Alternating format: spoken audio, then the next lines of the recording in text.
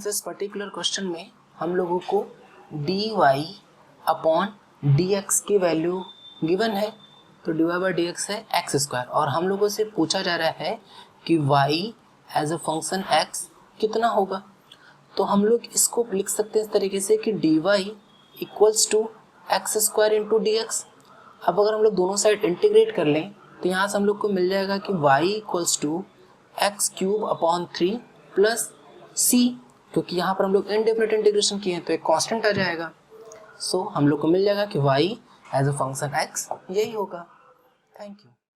Since इस particular question में हम लोगों को 4 अलग अलग नंबर्स दिए गए हैं, हम लोग को पहले नंबर्स लिख लेते हैं। सिंस अगर इन सारे नंबर्स में अगर हम लोग सिग्निफिकेंट रूल्स के अकॉर्डिंग देखें तो इसमें सिग्निफिकेंट डिजिट्स 4 होंगे। इस पर्टिकुलर क्वेश्चन में सिग्निफिकेंट डिजिट्स 4 ही होंगे। इसमें सिग्निफिकेंट डिजिट्स 5 हो जाएंगे, जबकि इस पर्टिकुलर क्वेश्चन में सिग्निफिकेंट डिजिट्स 4 ही रहेंगे। Thank you. सिंस हम लोग को इस क्वेश्चन दिया हुआ है कि एक मीटर स्केल है जो हर मिलीमीटर पे ग्रेजुएटेड है। सिंस हम लोग को पता है कि 1 मीटर इक्वल्स टू 1000 मिलीमीटर, सो जो हम लोग को मिनिमम सिग्निफिकेंट डिजिट मिल सकता है इससे वो होगा 1 मिनिमम सिग्निफिकेंट डिजिट, और वो तब हो सकता है जब हम लोग मेज़र करें इससे 1 मिलीमीटर या फिर 4 मिलीमीटर या फिर 3 मिलीमीटर या 6 मिलीमीटर, ऐसे ही अगर हम ये मेज़र कर रहे हैं तो इन सब केस में जो सिग्निफिकेंट डिजिट्स है वो 1 है, और मैक्सिममली जो हम लोग सिग्निफिकेंट डिजिट पा सकते हैं वो होगा 4, और वो तब होगा जब हम 1000 मिलीमीटर इससे मेज़र करें। इसका मतलब कि जो सिग्निफिकेंट डिजिट होगा वो वेरी कर सकता है 1 2 4, मतलब हम लोग सिग्निफिकेंट डिजिट्स पा सकते हैं 1 2 3 एंड 4।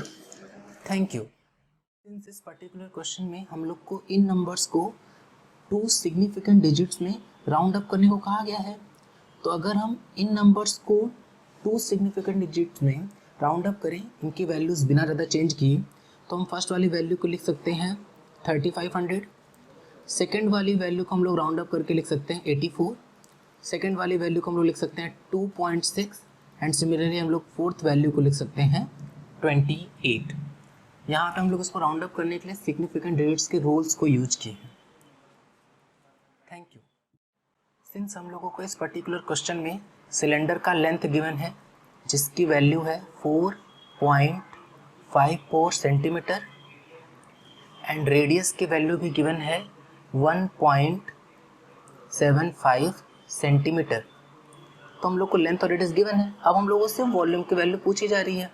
हम लोग को पता है कि वॉल्यूम का फॉर्मूला होता है पाई आर स्क्वायर इंटू एच। यहाँ पे जो लेंथ है वो हाइट का ही काम करेगा, तो अगर हम आर और एच की वैल्यू पुट करके सॉल्व करें तो वहाँ से हम लोग को वॉल्यूम की वैल्यू मिलेगी 43.65 सेंटीमीटर स्क्वायर।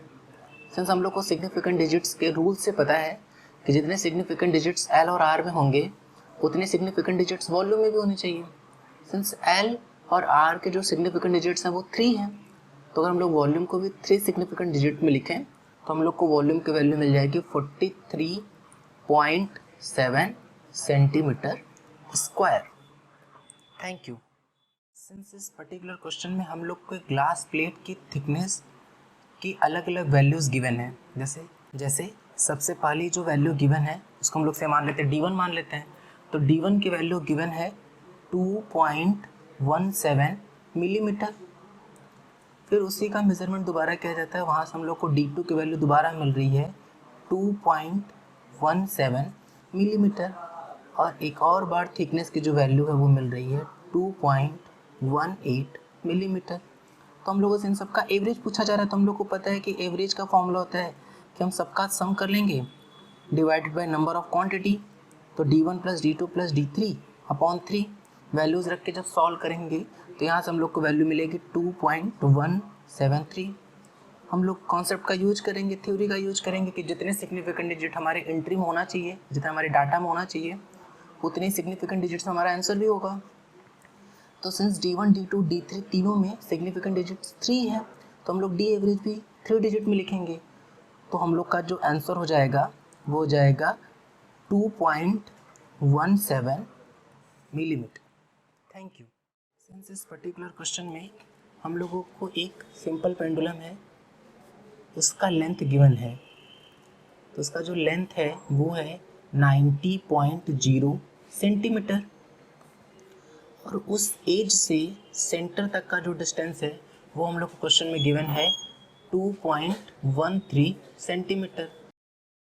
तो अगर हम लोग इस क्वेश्चन में इफ़ेक्टिव लेंथ की बात करें तो इफ़ेक्टिव लेंथ हम लोग लिख सकते हैं, दोनों का सम हो जाएगा, मतलब यहाँ से हमको वैल्यू मिलेगी 90.0 प्लस 2.13। अब हम लोग सिंपली यहाँ देख सकते हैं कि पॉइंट के बाद यहाँ पर 1 सिग्निफिकेंट डिजिट है और यहाँ पर 2। हम लोग को लॉ से पता है कि हम minimum number of significant digits का ही कैलकुलेट करेंगे। सो अगर यहाँ पॉइंट के बाद 1 डिजिट तक कैलकुलेशन है तो इसको भी राउंड अप कर लेंगे। तो अगर हम राउंड अप करने के बाद इसको कैलकुलेट करके लिखें 90.0, ये तो सही है, प्लस इसकी वैल्यू 2.1 हो जाएगी और ऐड कर लेंगे तो इसकी फाइनल वैल्यू हम लोग को मिलेगी 92.1 सेंटीमीटर। Thank you.